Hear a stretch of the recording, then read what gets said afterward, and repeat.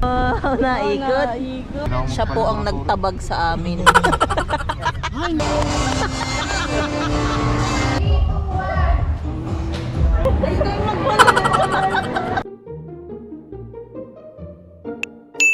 Good morning! It's 8 a.m. and tara, biyahe tayo. Pupunta kami ngayon sa Montalban, Rizal para umattend ang 50th birthday ng tita ko.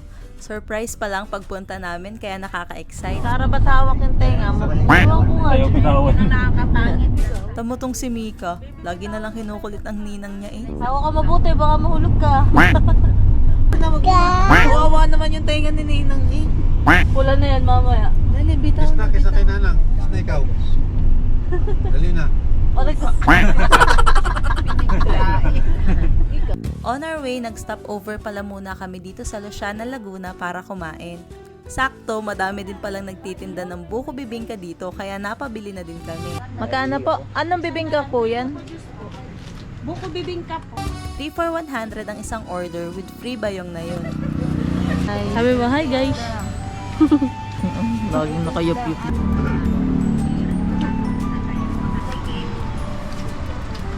Sarap. Nakikain na din pala kami dito ng breakfast. Nagluto na lang si nanay para daw mas tipid. O say, pack lunch yarn. Ano naman yan?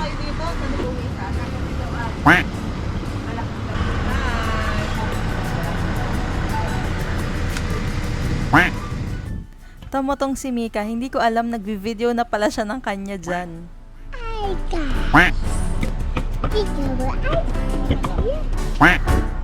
After kumain, biyahe na ulit.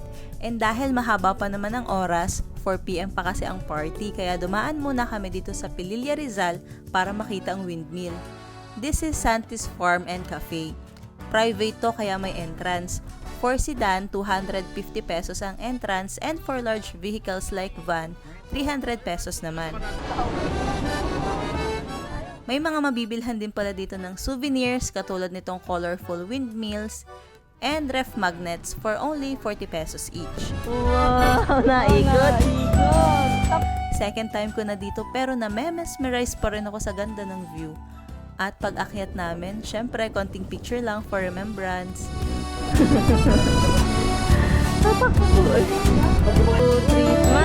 After dito, biyahe na ulit. From Lucena City to Montalban, Rizal, almost 4.5 hours din ang biyahe. Dito na din kasi kami dumaan sa Antipolo, Rizal para iwas traffic. Siya po ang nagtabag sa amin. Kinita lang din pala namin tong si Tita Merly, kapatid ni nanay, dito sa may papuntang Payatas. O nag-vlog ulit yung pamangkin ko nang wala akong kaalam-alam. Hi guys! May future talaga tong batang to. Base 1 yun ay. Patupid yan. Around 4 PM, nakarating na din kami ng Montalban. Hindi pa start yung party kaya nag-intay muna kami sa sasakyan. Ang gusto kasi nitong magkakapatid bago bumaba, start na daw yung party para surprise talaga. Diyan na kayo. Balikan na lang namin kayo. Labas na kayong lahat dyan. Ano pa sana daw? Oo na. Napunta na daw. Excited pala daw. Kung masyadong mapula. Ang ganyan na po yan. Brownish lang yan. Yan. O tama lang.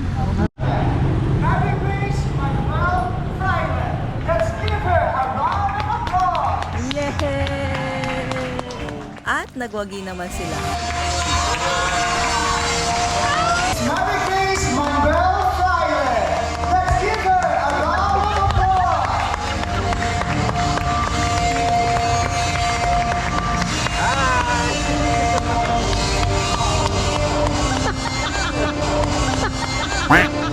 Sa reaction pa lang ni Tito Rolly, talagang nagulat sila dahil dumating kami. Which is nakakatawa din dahil hindi na sayang ang effort ng magkakapatid na lihim na pumunta dito. Nagpa-picture din pala kami dito sa photo booth. Hindi ko nga alam kung magkakasya ba kami sa dami namin. Ang alam ko lang, kagulo kaming lahat. Paano? Kita Rigo, ingat to. Nakakapagod maging pogi. Umik, kaya. Kasha po kami. Tunay na lang, chubby. Kasha po yan. At nag-thank you speech din pala dito si Tito Rolly. Feeling ko may iyak na to pero pinipigilan lang niya. Hindi rin po kayo tumayo sa 50th birthday ng aking asawa, si Marie. Salamat po sa inyo lahat. Welcome po sa ating... Kang biyak. Iyak kayo. Salamat po sa inyo, sa mga taga-Quezon. Na Iiyak na yan. And right after, nag-start naman ang program.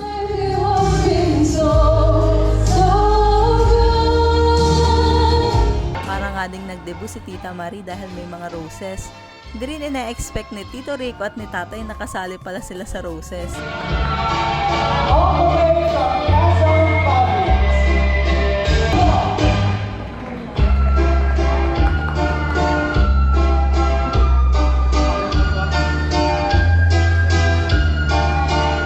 At may gala pa. Nakakatuwa dahil ang daming sumabit.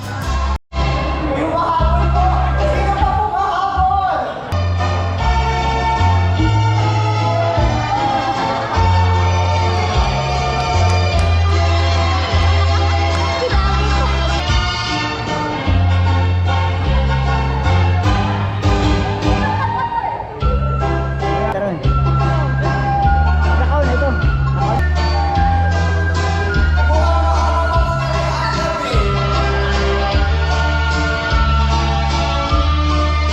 May mga nag-message din pala kay Tita Marie. Kabilang na dito si Nanay, si Tita Merly at Tita Marisa.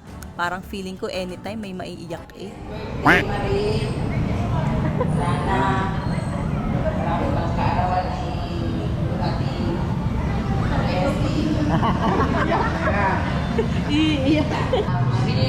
birthday. Sana magkaroon ka ng marami pang kaarawan. Sana masundan na si James. Happy birthday. Sobrang sayang makita yung mga gantong moments. Kahit konting oras, nagkakita-kita ang mga magkakamag-anak o magkakapatid at nagkasama-sama. As adult kasi, minsan hindi na to ang priority mo dahil syempre yung iba dyan may trabaho o may mga importanteng gawain. Pero finding time just to be with your loved ones ang pinaka-precious thing na pwede mong gawing regalo. Kasi hindi mo mabibili ang oras. Yung saya na nandun ka kasama nila, hindi mabibili yon ng kahit sino. At yung memories with them, hindi maaagaw o mabubura yun. O walang iiyak. Tama naman ako, 'di ba? Kaya sobrang worth it ng surprise na to kasi nakita ko kung gaano kasaya si Tita Marie at si Tito Rolly.